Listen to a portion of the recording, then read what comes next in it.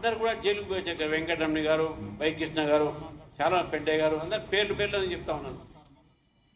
చాలా మంది జైలుకి వెళ్ళారు. ఇక్కడ జైలుకి వెళ్ళినటువంటి నేపథ్యంలో ప్రతి సంవత్సరం కూడా ఈ యొక్క రోజు మనకు ప్రజాస్వామ్యాన్ని కాపాడినటువంటి ఒక యోధులు, they are the warriors of protectors of democracy.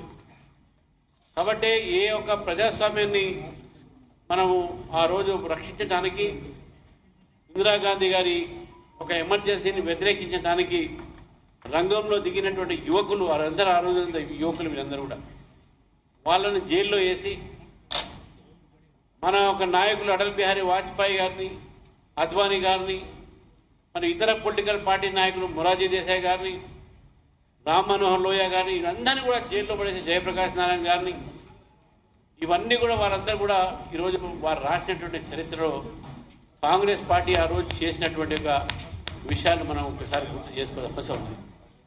ఇప్పటి ఒక యువత, ఈ తరము వాళ్ళు ఈ యొక్క కాలాన్ని, ఆ ఒక సమయాన్ని కూడా గుర్తు చేసుకోవాల్సిన అవసరం ఉంది. కాంగ్రెస్ నాయకులు చాలా మంది మాట్లాడతారు జంజీ జంజీ అని. ఆ మధ్య రాహుల్ గాంధీ గారు ఆయన చేతిలో ఒక కాన్స్టిట్యూషన్ బుక్ పట్టుకొని దేశం అంతా తిరుగుతుండే. ఆ కాన్స్టిట్యూషన్ బుక్ ఏముందో దాంట్లో తెలియదు ఆయనకు. బుక్ పెట్టి తిరుగుతుంది, ఆయన తెలియదు. వాళ్ళ నానమ్మనే ఆ కాన్స్టిట్యూషన్ ని మార్చేట ప్రయత్నం చేసినట్టు విషయాన్ని తెలియదు. ఇంకా ఎంత దూరం పోతున్నారంటే వీళ్ళు రాజ్యాంగమే మార్చడే కాదు, మొత్తం నేనే ప్రధానమంత్రి ఉండాలి అనేటువంటి ఆలోచనతో ఆ రోజు ఇందిరాగాంధీ గారు అలహాబాద్ హైకోర్టులో ఎలక్షన్ పిటిషన్ ఆమె మీద కొట్టేస్తే ఆమె participated in electoral mall practices, దాని మీద ఆమె సీటుని రద్దు చేస్తే ఆమె ప్రధానమంత్రిగా కొనసాగిస్తూ మొత్తం నేనే అవుతానని చెప్పేసి డిక్లేర్ చేసుకుంటే సుప్రీం కోర్టు కూడా ఆమెకు పవర్స్ ఇవ్వలేదు, కేవలం ఓటింగ్ రైట్ కూడా తీసేశారు. ఆమెకి ఎటువంటి ఒక అధికారాలు ఉండకూడదు అని చెప్పేసి కూడా చెప్పింది. తదనంతరం 24 మధ్యరాత్రి నాడు ఆనాటి ఒక రాష్ట్రపతి జ్ఞాని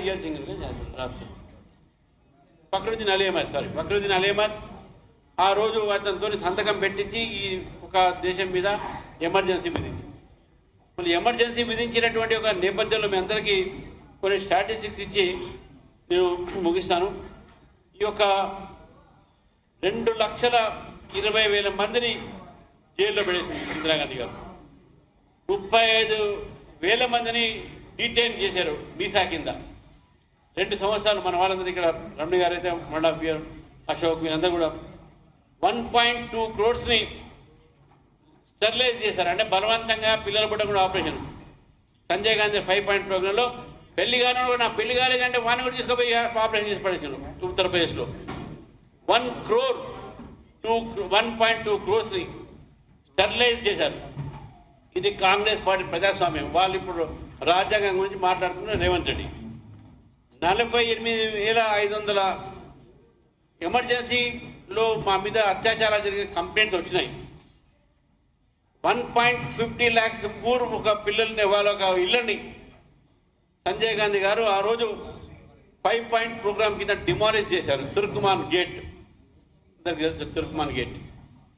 ఢిల్లీ అడ్మినిస్ట్రేషన్ లో సంజయ్ గాంధీ గారు ఎవరైతే ఈ యొక్క నస్బందీ చేయరు, స్టెరిలైజేషన్ చేసుకోరు, ప్రతి హాస్పిటల్లో వాళ్లకు 5 rupees ఎక్స్ట్రా ఫైన్. ఆ రోజుల్లో 5 rupees అని పెద్దది అమౌంట్. 5 rupees ఫైన్ ప్రతి హాస్పిటల్ బెడ్ లో, అది గవర్నమెంట్ హాస్పిటల్ అయినా సరే. దాని తర్వాత కేఆర్ మల్కాని గారు మన ఆర్గనైజర్ ఎడిటర్ ఉండే, Jan Sangh motherland news paper editor ఉన్న తర్వాత వారు మొత్తం 2 సంవత్సరాలు జైల్లో ఉన్నారు. మొత్తం పీరియడ్ కేఆర్ మల్కాని. ఒకసారి ఆయన నేను యూనివర్సిటీలో నేను ఏబీపీలో ఉన్నప్పుడు నన్ను పిలిచాను. ఈ రోజు కూడా కాంగ్రెస్ పార్టీ దాన్ని ఈ ఎమర్జెన్సీ విధించినందుకు ప్రజలకు వారు ఇప్పటి వరకు ఆ క్షమాపణ చెప్పలేదు. Congress party did not apologise for imposing emergency on the country. ఇది తర్వాత కిషోర్ కుమార్ గారు ఉండే మీ అందరు పాటలు ఇప్పుడు కూడా వింటుండే అందరూ కూడా. కిషోర్ కుమార్ గారిని ఆమె పాడమంటే నేను పాడబాను, నువ్వు ఎమర్జెన్సీ పెట్టావు అంటే ఆల్ ఇండియా రేడియో ఇప్పుడు గవర్నమెంట్ కంట్రోల్లో ఉండే. ఆల్ ఇండియా రేడియోలో ఒక్క పాట కూడా కిషోర్ కుమార్ రావద్దని చెప్పి డిక్టేట్ చేసింది. ఇది ఆల్ రికార్డ్. దేవానంద సినిమాను కూడా ఆమె రావద్దని చెప్పేసి ఆంటీ అనే సినిమాని బ్యాన్ చేసింది. కిస్సా కుర్సీగా సినిమాని కూడా బ్యాన్ చేసింది. ఇది వీళ్ళ రాజ్యాంగం మీద గౌరవం. తర్వాత గుల్జార్ ఫిల్మ్ ఆంది అని చెప్పి ఇంతకుముందు ఇంకెంతవరకు అంటే ఈ యొక్క ఎడిటర్స్ని కూడా బెదిరించి వాళ్ళని నేను చెప్పిందే రాయాలి అనేటటువంటి మాట చెప్పడం జరిగింది. అన్ని న్యూస్ పేపర్స్ కూడా ఎడిటోరియల్ని మొత్తం బ్లాక్గా ప్రింట్ చేశారు నెక్స్ట్ డే. ఈ రకమైనటువంటి ఒక ఆలోచన వీళ్ళది.